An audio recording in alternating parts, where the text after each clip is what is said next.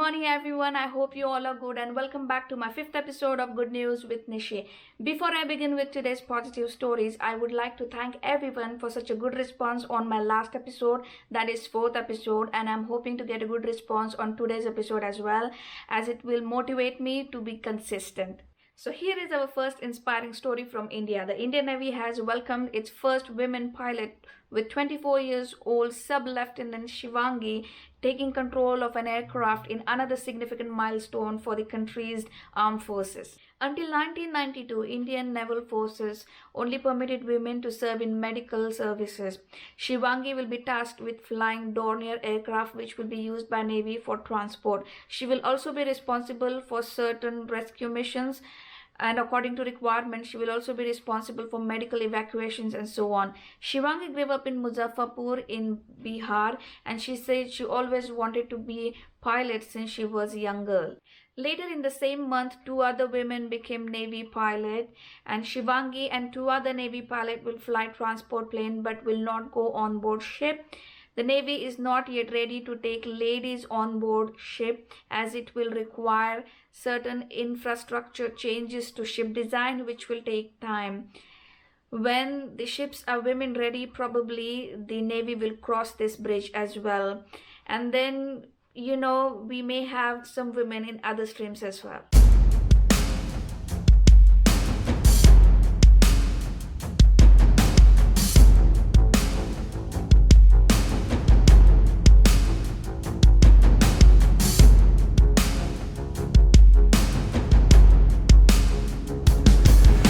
It's a very proud feeling for me, for my parents, and it's a different feeling, something I've been craving for this since a very long time, and finally it's here. Here is a second positive and inspiring story of a young lady from Finland, Sanna Marin, who became world's youngest prime minister at the age of 34, who narrowly won a vote among Social Democrats lawmakers and replaced outgoing Prime Minister Antti Rinne. The Social Democrats are the largest party in the five-member governing coalition, and Sanna Marin took a top spot, beating the head of the party's parliamentary group. The five major parties in Finland's parliament are now all led by women, four of whom are in their 30s.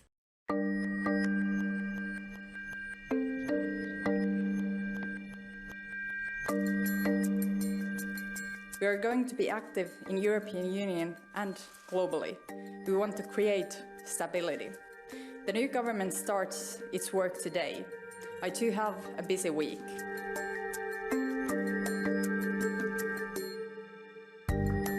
We want to build a society that is socially, economically, and environmentally sustainable. We want to strengthen equality, education, and skills.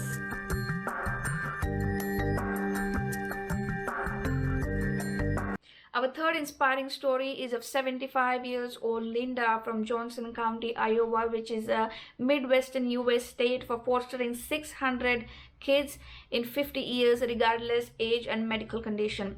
Raising a one child can be a tough job for any parent, which is why Linda has been honored for fostering more than 600 kids over the period of 5 decades. Linda was just 3 years old when she was adopted into the Iowa family, and it is very hard to say in words her impact. She is always available for a child in need.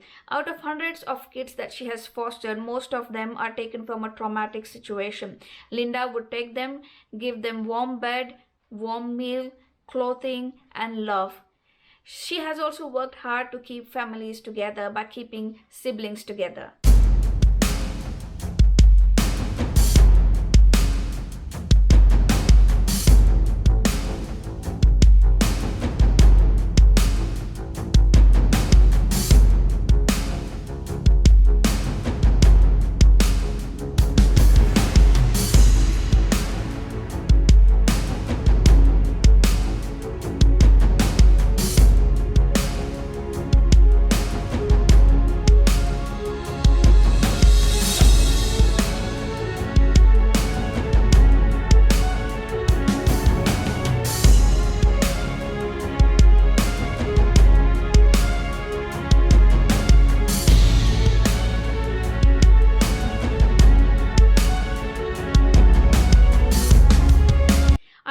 today's episode with an inspiring story of a disabled lady athlete, Malati Hola, who has won over 400 medals for India. Malati Hola was just a 14 months old baby when polio paralyzed her whole body, and she has had over 30 surgeries for broken bones in her leg and electric shock therapy for 5 years, which has only helped to regain strength in her upper body.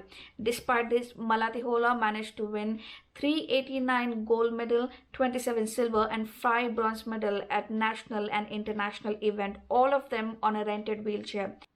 At 56, she is still a fastest female Indian athlete on wheelchair. Her father was always determined to make her self-reliant and confident. He made sure she gets a sound education. And during her education, she worked on her body parts that were already strong, and then she got interested into wheelchair sports. Once in an interview, she said that she does not feel that she is disabled. Of course, physically she is disabled, but that's just a part of her body. And she says that her self-confidence is not paralyzed. In 1988, in Seoul in South Korea, Malati was first selected to represent India at Paralympics Games as field and track athlete, 100 meters, 200 meters race, javelin and shot put throw. Since then, Malati has represented India at Paralympics Games at Barcelona, Athens and Beijing, and Asian Games at Beijing, Bangkok, South Korea and Kuala Lumpur. She is also a manager with Syndicate Bank. The metamorphosis from Matali on a wheelchair to a Padma Shri award winner, a first disabled person to have received Padma Shri in 2001, is an incredible story of grit and determination. She is also an Arjuna awardee, and she has received KK Birla Award and Eklavya Award by Government of Karnataka. And in 1999, she is named as the Women of the Year by American Biogeographical Institution, and in the same year she is named as International Women of the Year by Biogeographical Centre in Cambridge, UK. Today she runs Matru Foundation, which is a home to disabled children from rural India in Bangalore. She has also released her biography, which is called as A Different Spirit, in 2009. I really request everyone to read her biography, which is worth reading and inspiring.